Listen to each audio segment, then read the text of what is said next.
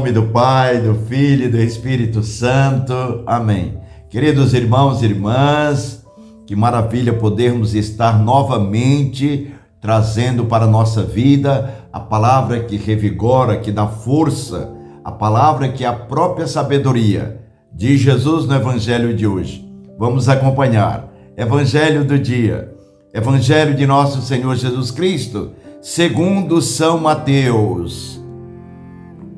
Naquele tempo, alguns mestres da lei fariseus disseram a Jesus: Mestre, queremos ver um sinal realizado por ti. Jesus respondeu-lhes: Uma geração má e adúltera busca um sinal, mas nenhum sinal lhe será dado, a não ser o sinal do profeta Jonas. Com efeito, assim como Jonas esteve 3 dias e 3 noites no ventre da baleia, assim também o Filho do Homem estará 3 dias e 3 noites no seio da terra. No dia do juízo, os habitantes de Nínive se levantarão contra esta geração e a condenarão, porque se converteram diante da pregação de Jonas. E aqui está quem é maior do que Jonas. No dia do juízo, a rainha do sul se levantará contra esta geração e a condenará, porque veio dos confins da terra para ouvir a sabedoria de Salomão. E aqui está quem é maior do que Salomão.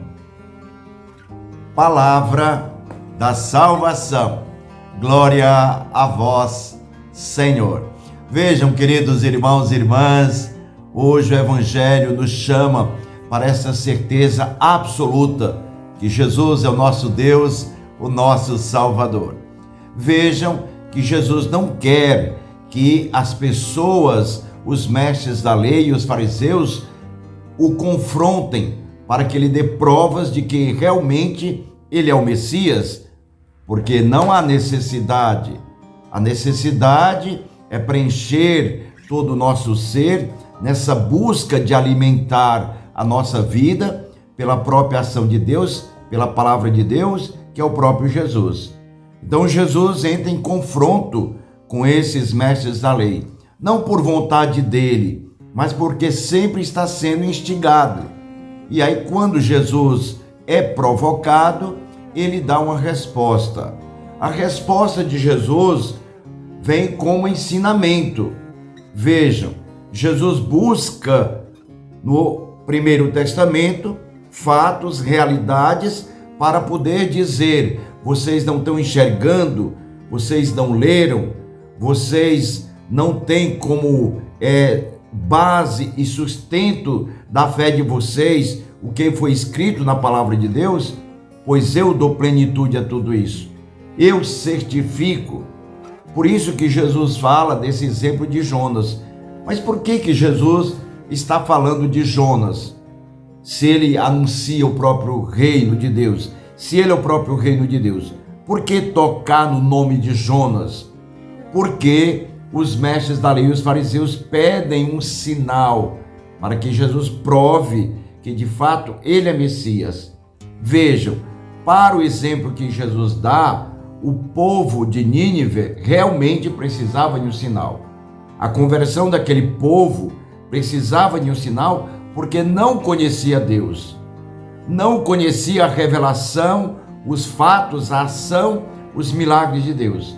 Mas os mestres da lei e os fariseus estavam vendo pessoalmente a presença visível do Pai na ação, na vida de Jesus Cristo.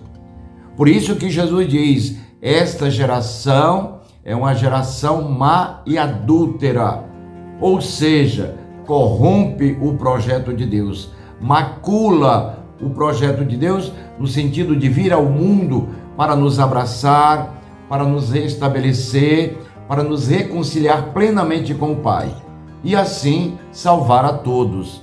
Mas os mestres da lei e os fariseus provocam Jesus, e Jesus dá esse grande sinal que é o seu ensinamento, a sua própria pessoa no meio deles.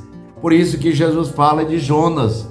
Jonas ficou 3 dias, 3 noites na baleia, dentro da baleia, e ele ficará 3 dias e 3 noites no seio da terra. E assim ressuscitará, o Pai o ressuscitará para salvar a todos, como sinal para que todos possam se converter, assim como Jonas foi um sinal de conversão para o povo de Nínive.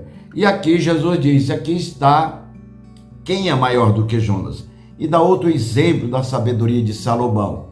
E aí Jesus diz, aqui está quem é maior do que Salomão. Ou seja, ele traz todo o Primeiro Testamento e diz, aqui se realiza toda a história da salvação, como Deus agiu na vida de Jonas, de Salomão e de todos os que vieram antes de Jesus. Isso é maravilhoso.